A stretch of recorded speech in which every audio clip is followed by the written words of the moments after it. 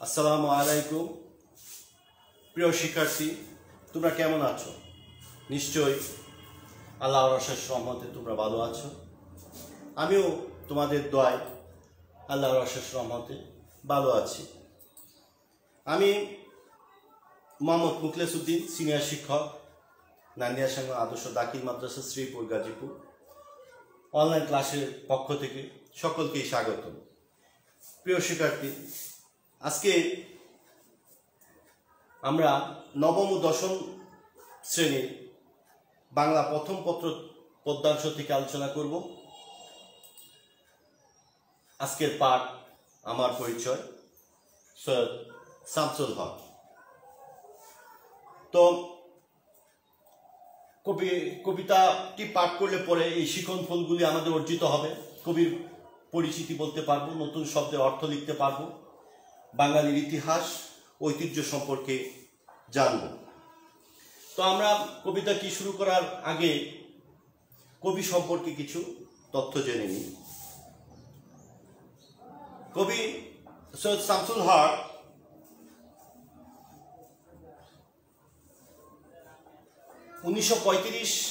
সালে 27 ডিসেম্বর কুড়িগ্রাম শহরে জন্মগ্রহণ করেন। তার পিতার নাম ডাক্তার সৈয়দ সিদ্দিক হুসাইন, মাতার নাম সৈয়দ হালিমা খাতুন। তিনি ঢাকা কলেজিয়েট স্কুল থেকে মেট্রিক, জগন্নাথ কলেজ থেকে ইন্টারমিডিয়েট এবং ঢাকা বিশ্ববিদ্যালয়ে কিছুদিন লেখাপড়া করেন। তিনি পেশায় ছিলেন সাংবাদিক। তিনি তার সাহিত্য অবদানের জন্য 21 পদক, বাংলা একাডেমি পুরস্কার তিনি লাভ করেন। তার উল্লেখযোগ্য গ্রন্থের মধ্যে একদা এক রাজ্যে, গল্প শীত বিকেল, রক্তগোলাপ। আমরা একটি বিখ্যাত নাটকের কথাও জানি, যে পায়ের আওয়াজ পাওয়া যায়, তার বিখ্যাত নাটক। এই গুণী কবির 2016 সালে 27 সেপ্টেম্বর পরলোক গমন করেন। কবি সৈয়দ শামসুল হক সম্পর্কে আমরা সকলেই জানি, তিনি সব্যসাচী লেখক ছিলেন। তার সব্যসাচী মানে সকল সাহিত্যের সকল শাখায় তার সমান দক্ষতা ছিল। তার দুটি হাত মানে সমানভাবে চলতো। এটা তিনি তার সাহিত্যের যে শাখা প্রশাখা রয়েছে সব জায়গায় তিনি বিচরণ করেছেন। এই কারণে আমরা সকলেই সব্যসাচী লেখক কবি হিসাবে চিনি। তো বন্ধুরা, আমরা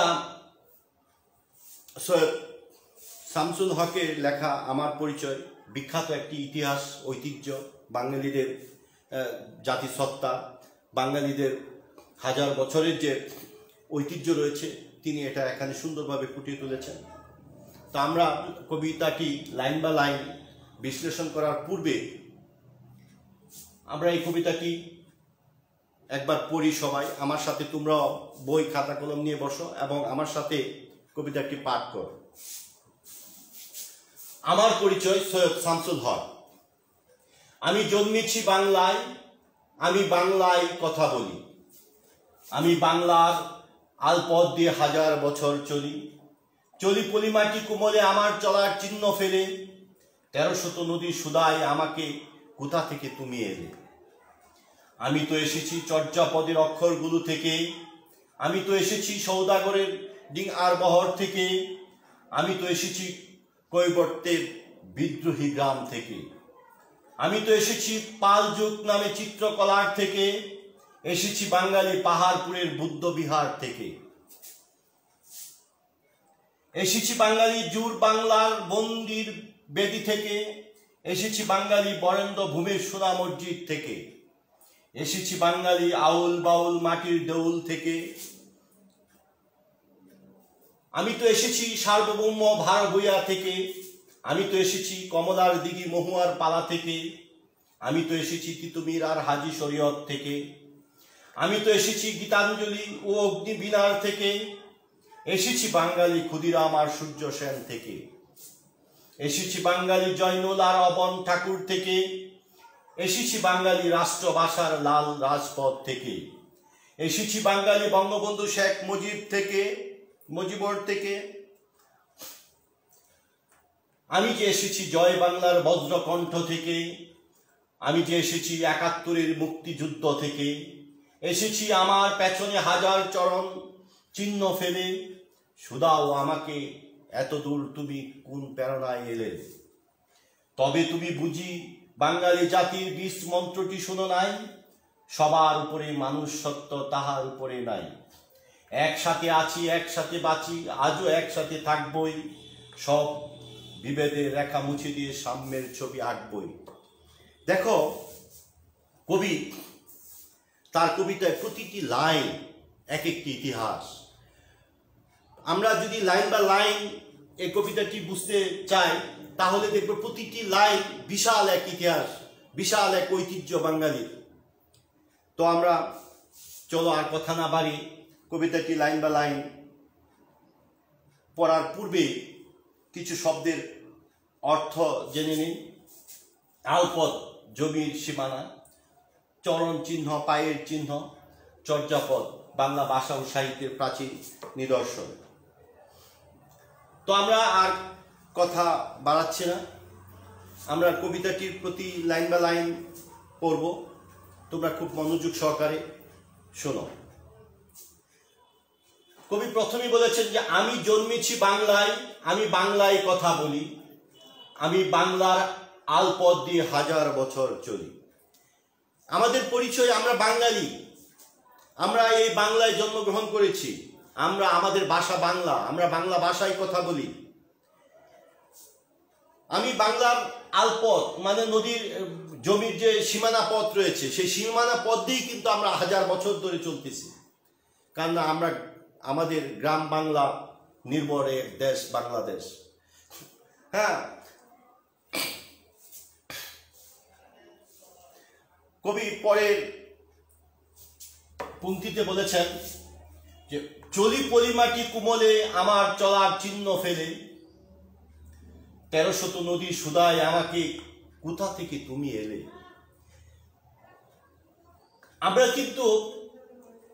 আমরা নদীমাতৃক দেশ হওয়ার কারণে প্রতি বছর বর্ষায় পলি পড়ে, আর সেই পলি মাটিতে দিয়ে যখন আমরা চলাফেরা করি তখন কিন্তু আমাদের পায়ের চিহ্ন পড়ে।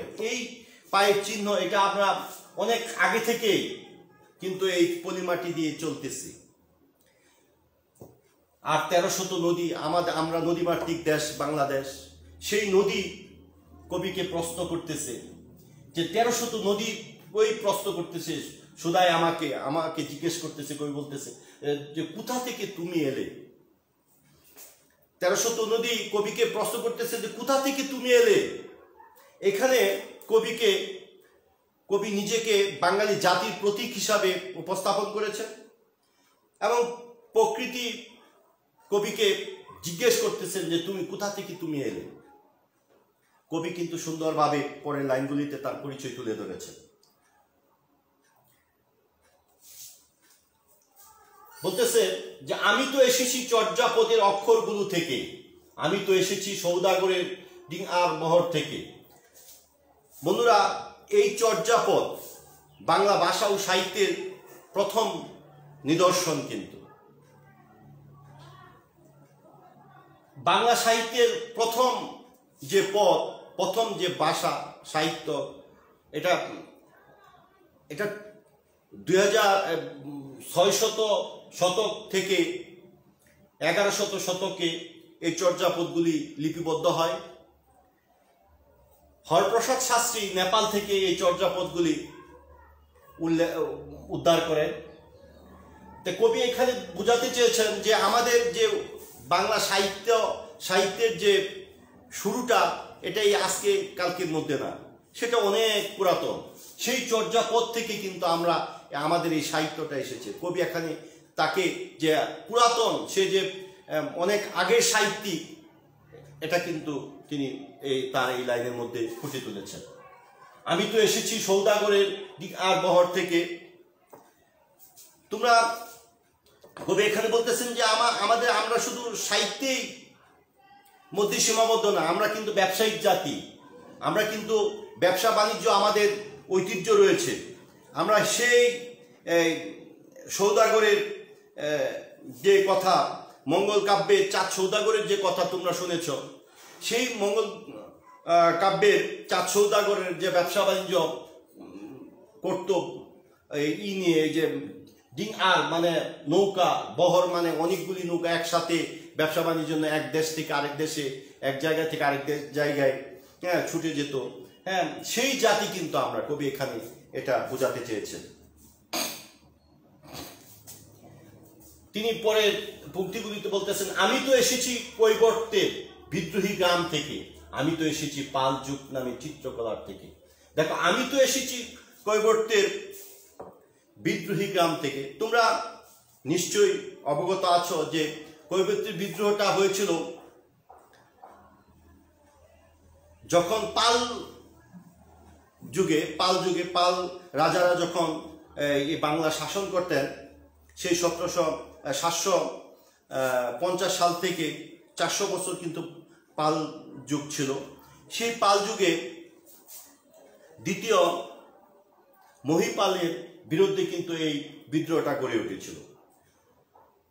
দিনাজপুর অঞ্চলে এই আন্দোলনটা হয়েছিল, সফল এই বিদ্রোহটা হয়েছিল। এই কৈবর্তের গ্রামের লোকেরা, তাদের প্রধান পেশা ছিল মাছ ধরা। তো ওই পাল রাজারা ছিল বুদ্ধ ধর্মের অনুসারী, তারা জীব হত্যাকে মহাপাপ মনে করত, ফলে মাছ ধরা কাজে তারা বাধা দিত, নির্যাতন করত। এর প্রতিবাদে ওই সম্প্রদায়ের কৈবর্ত সম্প্রদায়ের লোকেরা, দিব্য তাদের নেতা ছিল, তার নেতৃত্বে এক আন্দোলন গড়ে তোলেন। সেই আন্দোলনে অনন্ত সামন্ত এরাও যোগ দেয়, ফলে মহিপাল নিহত হন। এই আন্দোলনটি এই যে অন্যায়ের বিরুদ্ধে প্রতিবাদী হওয়া বাঙালিদের যে প্রথম, এটা শুধু আজকে না, সেই বিদ্রোহে, কৈবর্তের বিদ্রোহ থেকেই কিন্তু যখনই অন্যায় হয়েছে তখনই বাঙালিরা প্রতিবাদ করেছে। এই প্রতিবাদী, এই বিদ্রোহীর যে চেতনা, এটা এই কথাটি বোঝানোর জন্য এই ইতিহাসটা তিনি নিয়ে এসেছেন। আমি তো এসেছি পাল যুগ নামে চিত্রকলার থেকে। এই চিত্রকলায় সমৃদ্ধ ছিল এই পাল শাসন আমলে। তোমরা জানো যে 400 বছর পাল যুগ শাসন করেছে এই বাংলা, এবং সেই সময় শিল্প সংস্কৃতিতে সমৃদ্ধ ছিল। কবি এখানে বলতেছেন যে আমরা তো সেই পাল যুগ থেকে এসেছি। কবি পরের পংক্তিতে বলতেছেন, এসেছি বাঙালি পাহাড়পুরের বৌদ্ধ বিহার থেকে। দেখো, পাহাড়পুরের বৌদ্ধ বিহার নওগাঁ জেলায় অবস্থিত, নওগাঁ জেলা পাহাড়পুর গ্রামে অবস্থিত। এই বুদ্ধ বিহারকে আমরা সোম বিহারও বলি। 777 থেকে 810 সালে ধর্মপাল এই বুদ্ধ বিহারটি নির্মাণ করেন। এই বুদ্ধ বিহার এক প্রত্নতাত্ত্বিক যে নিদর্শন বাঙালিদের, এটা বোঝানোর জন্য কবি এখানে নিয়ে এসেছেন। তিনি পরের পংক্তিতে বলতেছেন যে এসেছি বাঙালি জুর বাংলার মন্দির বেদি থেকে। কারণ আমাদের এই বাংলায় আমরা কিন্তু এখানে মুসলমান, হিন্দু, খ্রিস্টান, বৌদ্ধ সকল সম্প্রদায়ের লোকেরাই বসবাস করে। সেই জুর বাংলার যে মন্দির বেদি ছিল, এটাও কিন্তু আমাদের পরিচয় কবি বলতেছেন। তিনি পরের পংক্তিতে বলতেছেন, এসেছি বাঙালি বরেন্দ্র ভূমির সোনা মসজিদ থেকে। বরেন্দ্র ভূমির সোনা মসজিদ ঐতিহাসিক মসজিদ, মুসলমানদের যে শিল্প সৌন্দর্যের যে স্থাপত্য কর্ম রয়েছে, সেই সোনা মসজিদ চাঁপাইনবাবগঞ্জ জেলায় এটা তৈরি করা হয়। হুসেন শাহের আমলে এই সোনা মসজিদটি তৈরি হয়। ভারতের গৌড়ে বড় সোনা মসজিদটি রয়েছে, আর এই বরেন্দ্র ভূমে ছোট সোনা মসজিদটি অবস্থিত। মুসলমানদের ঐতিহ্য, মুসলমানদের যে স্থাপত্য শিল্পে তারা যে অনেক উপরে ছিল, এই বরন্দ ভূমি সোনা মসজিদের মাধ্যমে কবি এখানে তার পরিচয়টা তুলে ধরেছেন। কবি পরের লাইনে বলতেছেন যে এসেছি বাঙালি আউল বাউল মাটির দেউল থেকে। আমরা কিন্তু বাউল, লোকশিল্পী, লোকসঙ্গীত আমরা সেই পুরাতন থেকেই, সেই আগে থেকে লালন গীতি, পল্লী গীতি, এই গ্রাম বাংলা এগুলি কিন্তু ছড়িয়ে রয়েছে। আমাদের ইতিহাস, ঐতিহ্য, সংস্কৃতি আমাদের কিন্তু এই আউল বাউল কিংবা লোকশিল্পী থেকে এসেছে। এই কারণে কবি এইটাকেও তিনি তার পরিচয় হিসাবে উপস্থাপন করেছেন। তিনি বলতেছেন যে আমি তো এসেছি সার্বভৌম 12 ভূঁইয়া থেকে। তোমরা জানো যে বাংলার পাঠান কররানী বংশের যে শাসন ছিল, তাদের শাসনটা যখন দুর্বল হয়ে পড়ল, এই সময় ঈসা খান নেতৃত্বে 12 ভূঁইয়ারা তারা স্বাধীন সার্বভৌম জমিদারি প্রতিষ্ঠা করেন। এবং সম্রাট আকবর যখন বাংলা শাসন ক্ষমতায় আসেন, তখন এই ঈসা খানের নেতৃত্বে আকবরের বিরুদ্ধে তাদের যে স্বাধীন সার্বভৌম জমিদারি রয়েছে, এটা ধরে রাখার জন্য তারা কিন্তু সংগ্রাম করেছে সম্রাট আকবরের বিরুদ্ধে ঈসা খানের নেতৃত্বে। এই যে আমরা যে স্বাধীনতা প্রিয়, আমাদের যে সার্বভৌম এবং স্বাধীনভাবে যে আমরা বসবাস করতে চাই, এটা কিন্তু আমাদের সেই পুরাতন, সেই আগের ইতিহাস থেকেই কিন্তু আমরা এই শিক্ষা পেয়েছি। এই কারণে কবি এখানে ওনার যে পরিচয়, বাঙালিদের যে পরিচয়টা তিনি এভাবে তুলেছেন যে আমি তো এসেছি সার্বভৌম 12 ভূঁইয়া থেকে। তিনি আরো বলতেছেন আমি তো এসেছি কমলার দিঘি মহুয়ার পালা থেকে। দেখো, ময়মনসিংহ গীতিকা কাব্যগ্রন্থে এই দুটি পালা গানের কথা বলা হয়েছে। আমরা কিন্তু গ্রাম বাংলার প্রত্যেক গ্রামে গঞ্জে এই পালা গানগুলি কিন্তু হতো, এবং সেই পালা গানের জাতি যে আমরা, এই লোকশিল্পীর জাতি যে আমরা, এই কথাটা বোঝানোর জন্য তিনি এখানে সুন্দরভাবে বলতেছেন যে আমি তো এসেছি কমলার দিঘি মহুয়ার পালা থেকে। তিনি তার পরিচয় আরো সুন্দরভাবে দিতেছেন যে আমি তো এসেছি তিতুমির আর হাজী শরীয়ত থেকে।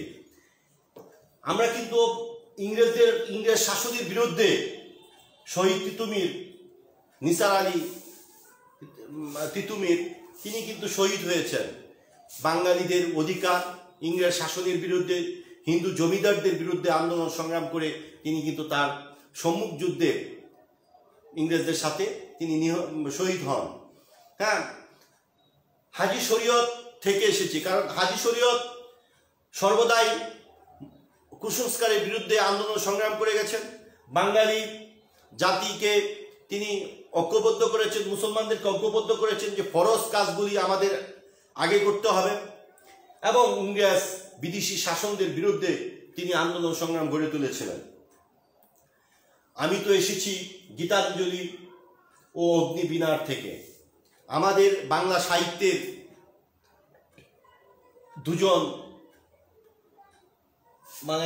দুজন পুরুষ যারা বাংলা সাহিত্যের সব শাখায় অনেক অবদান রেখে গেছেন, সেই কবি সৈয়দ শামসুল হক ওনাদেরও পরিচয় দিতেছেন যে এটাই আমার পরিচয়, যে আমি গীতাঞ্জলি রবীন্দ্রনাথ থেকে এসেছি, কিংবা আমি কাজী নজরুল ইসলাম থেকে এসেছি।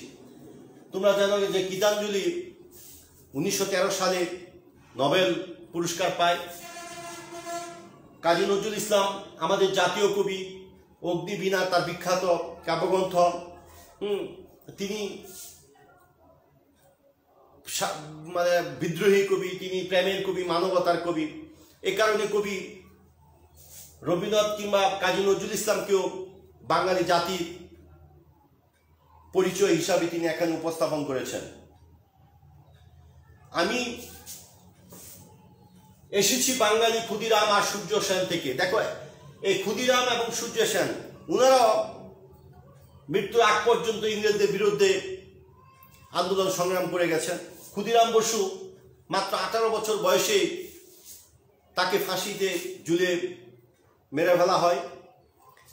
ক্ষুদিরাম বসু ইংরেজদের বিরুদ্ধে ইংরেজ অত্যাচারী যে ম্যাজিস্ট্রেট ছিল কিংসফোর্ডকে হত্যা করার জন্য তিনি যে পদক্ষেপ নিয়েছিল, সে পদক্ষেপে ভুলবশত দুজন ইংরেজ নারীকে তিনি মেরে ফেলেন, ফলে তার ফাঁসি হয়। 1908 সালে তাকে ফাঁসিতে ঝুলিয়ে মৃত্যুদণ্ড কার্যকর করা হয়। আমি তো এসেছি সূর্য সেনের থেকে। সূর্য সেন, মাস্টারদা সূর্য সেন, তোমরা জানো যে চট্টগ্রাম জেলায় তিনি জন্মগ্রহণ করেন এবং 1930 সালে চট্টগ্রামকে ইংরেজ শাসন মুক্ত করে তিনি স্বাধীনতা ঘোষণা করেন। তিনি সেটা বেশি দিন ধরে রাখতে পারেননি। 1934 সালে তাকেও ফাঁসি দিয়ে ইংরেজ সরকার হত্যা করে। কবি তার পরিচয় দিতে গিয়ে তিনি আরো বলেছেন যে এসেছি বাঙালি জয়নল আর অবন ঠাকুর থেকে। দেখো, প্রতিটা লাইনই ইতিহাস। যে আমরা সবাই জানি শিল্পাচার্য জয়নাল আবদিনকে আমরা সবাই চিনি। বাংলা, এই বাঙালিদের তিনি যে চিত্র শিল্প দিয়ে গেছেন, সেগুলি আজীবন মানুষের হৃদয়কে স্পর্শ করে। তিনি দুর্ভিক্ষের অনেক ছবি তিনি এঁকেছেন। তার চিত্র শিল্প জন্য তাকে শিল্পাচার্য হিসাবে সবাই চিনে। কবি বলতেছেন যে অবন ঠাকুর থেকে এসেছেন, ঠাকুর পরিবারে কলকাতায় ওনার জন্ম। তিনিও চিত্রশিল্পে অনেক ভূমিকা রেখে গেছেন। কবি পরের পংক্তিতে বলতেছেন যে এসেছি বাঙালি রাষ্ট্র ভাষা লাল রাজপথ থেকে। দেখো, এখানে বিশাল এক ইতিহাস বাঙালি জাতির। এসেছি বাঙালি রাষ্ট্রভাষার লাল রাজপথ থেকে। 1952 সালে পাকিস্তান সরকার পূর্ব বাংলার ভাষা বাংলাকে যখন স্তব্ধ করে দিয়ে তারা উর্দুকেই চাপিয়ে দিতে চেয়েছিল, তখন এই পূর্ব বাংলার ছাত্র জনতা এর বিরুদ্ধে প্রতিবাদ জানালো। রাস্তায় মিছিল বেরিয়ে পড়ল। পুলিশের গুলিতে সালাম, জব্বার, বরকত, শফিউর অনেকেই শহীদ হলেন। এই যে রক্তের বিনিময়ে, এই যে রাস্তা লাল করে, রাজপথ লাল করে আমাদের এই রাষ্ট্রভাষাকে পাকিস্তানের অন্যতম রাষ্ট্রভাষার স্বীকৃতি এনে দিয়েছিলেন, সেই রাষ্ট্রভাষা, সেই বাঙালি কিন্তু আমরা, সেই বাঙালি জাতি কিন্তু আমরা। এই ভাষা আন্দোলনের সফল আন্দোলনের পরেই কিন্তু আমরা এইখান থেকেই কিন্তু স্বাধীনতার যে বীজ বপন করা হয়েছিল, পরবর্তীতে আমরা 1971 সালে দীর্ঘ 9 মাস যুদ্ধ করে দেশ স্বাধীন করতে পেরেছি। তাই কবি সুন্দরভাবে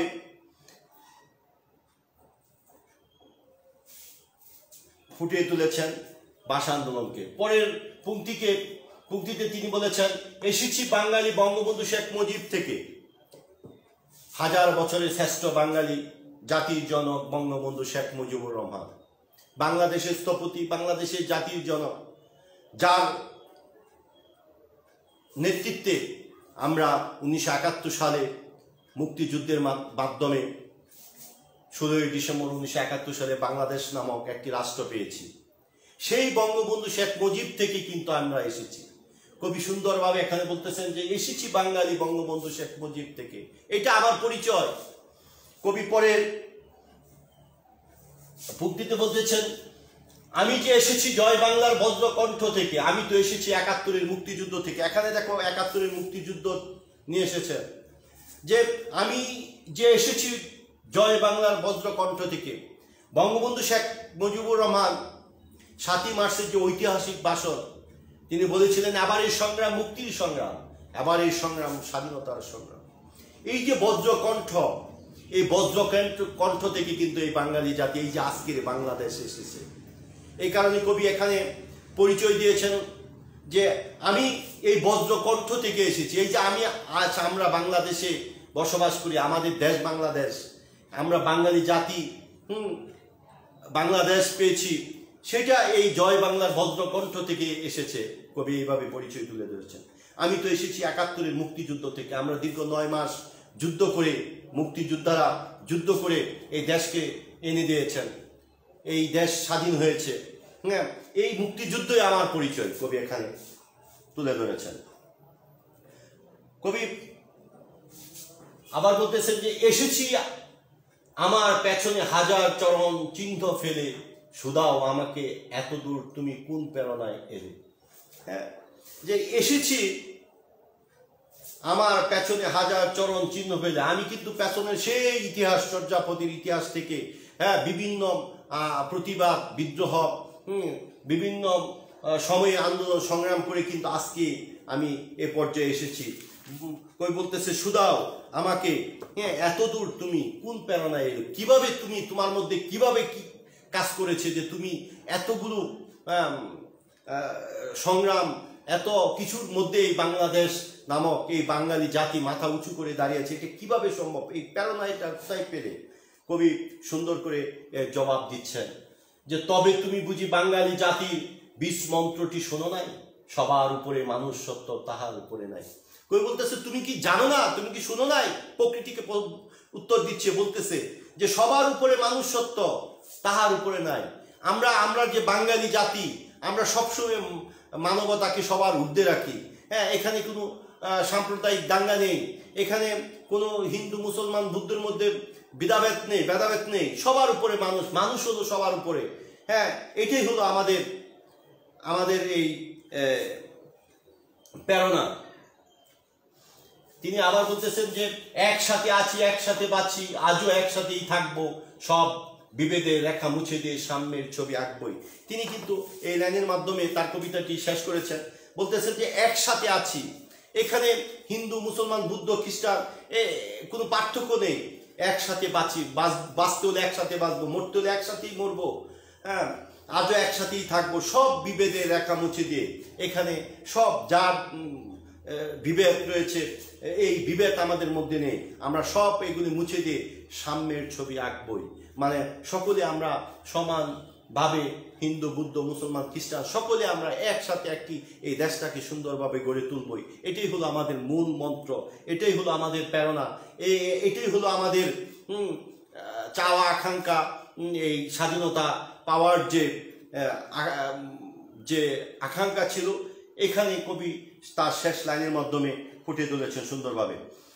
দেখো, আমরা এই কবিতাটি আগেই বলেছি যে প্রতিটা লাইন এক একটি ইতিহাস, প্রতিটা লাইন আমরা যে বিশ্লেষণ করলাম, হ্যাঁ, প্রথম থেকে এই যে স্বাধীন সার্বভৌম বাংলাদেশ যে আজকে প্রতিষ্ঠিত, হ্যাঁ, প্রত্যেকটা এই যে এটা যে আমাদের পরিচয়, এর পেছনে হাজার বছরের ইতিহাস রয়েছে।